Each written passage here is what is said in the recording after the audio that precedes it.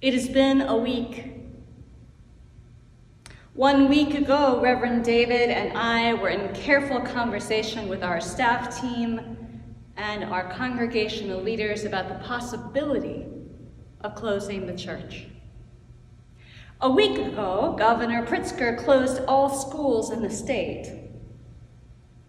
5 days ago, restaurants and bars were closed to dine-in customers.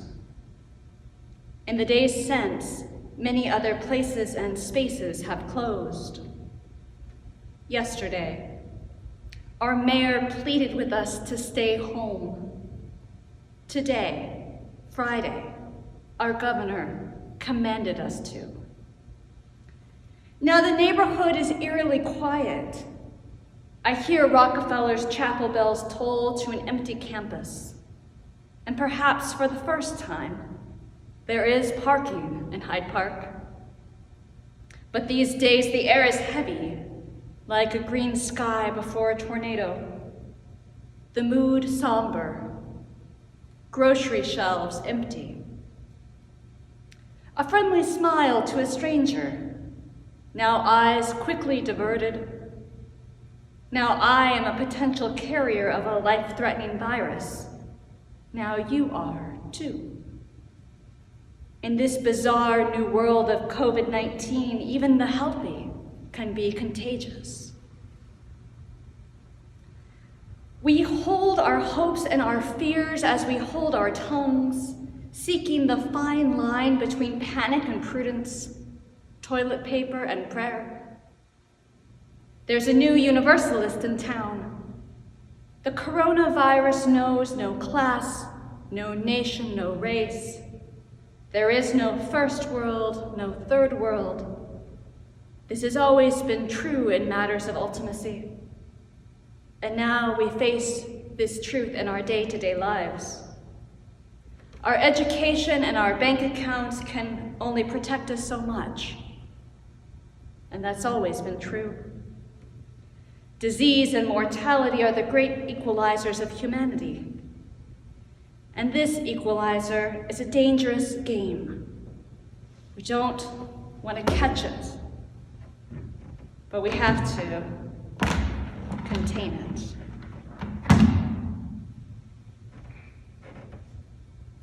In the 1918 flu pandemic, the New York Times said, "What to do in a crisis is to tell the truth." You've called me as your minister to speak the truth, even when, and especially when it is hard.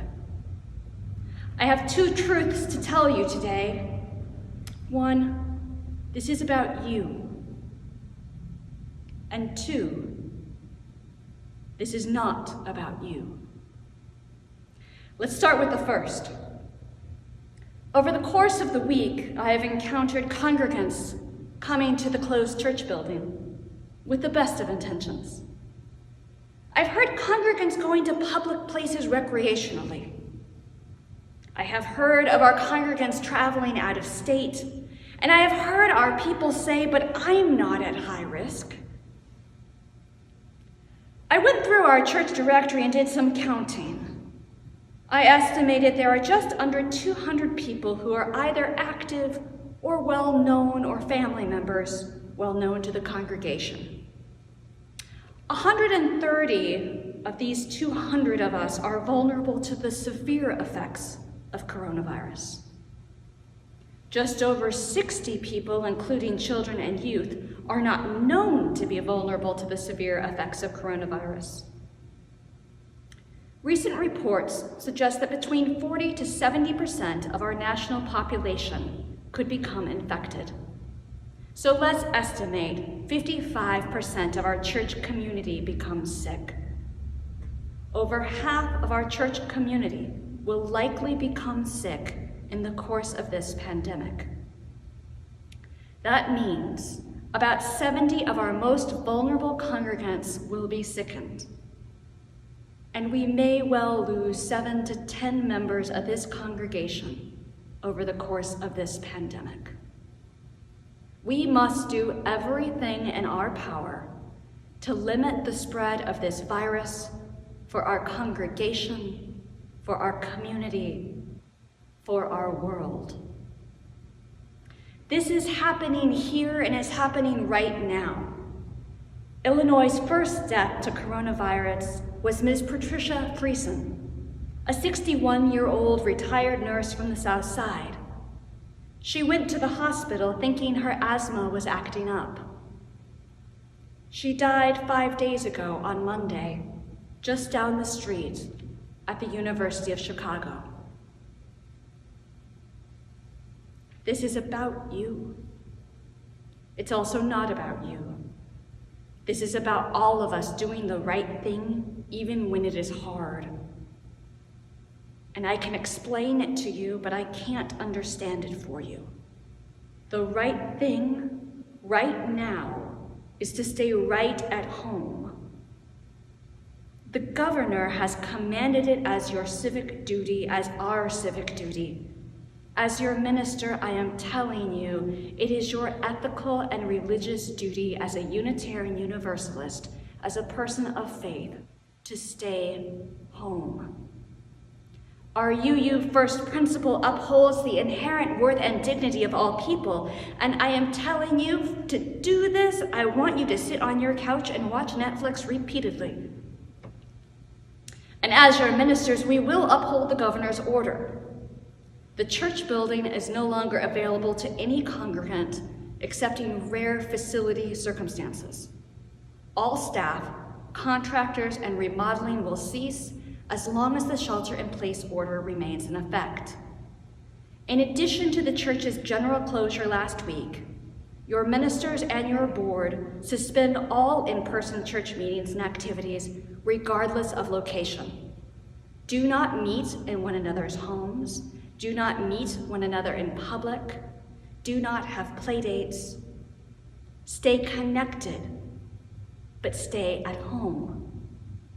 Information is forthcoming by email for teleconferencing and video conferencing for church business and fellowship. Stay tuned for your email messages and feel free to call the church office at any time. While we are still permitted by the state to buy essentials like groceries and medicine, I ask you, please, consolidate and limit your trips. This is not a time to stop off at the store just to pick up bananas or a baguette if you already have enough food.